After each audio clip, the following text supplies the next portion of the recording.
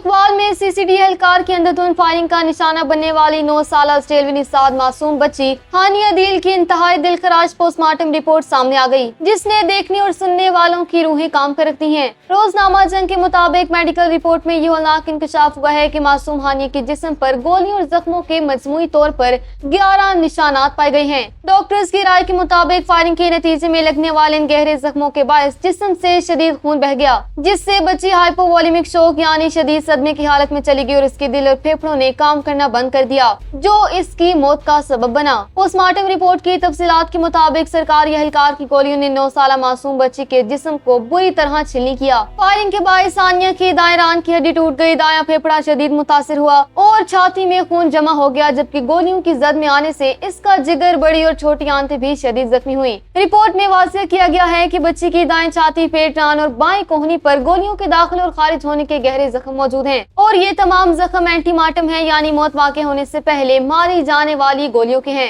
ये जख्म इतने शदीद और हलाकत खेज थे कि आम हालात में कोई भी इंसान फौरी तौर पर दम तोड़ सकता है। मेडिकल लीगल रिपोर्ट के मुताबिक मासूम हानिया की मौत और पोस्टमार्टम के दरमियान 6 से 8 घंटे का वक्त गुजरा। अस्पताल इंतजामिया ने बच्चे के खून आलूद कपड़े, एक्सरेज और जिस्म से बरामद होने वाला गोली का धाती टुकड़ा समेत तमाम अहम तरीन शवाहिद को मुकम्मल तौर पर सील करके तफ्तीशी पुलिस के सुपुर्द कर दिया। 9 साल मासूम बच्चे पर बरसाई जाने वाली गोलियों के 11 निशानात ने सीसीडी के सिक्योरिटी एसओपीज और मुहाफिजों के इस वहशियाना फाल पर एक बहुत बड़ा सवालिया निशान खड़ा कर दिया।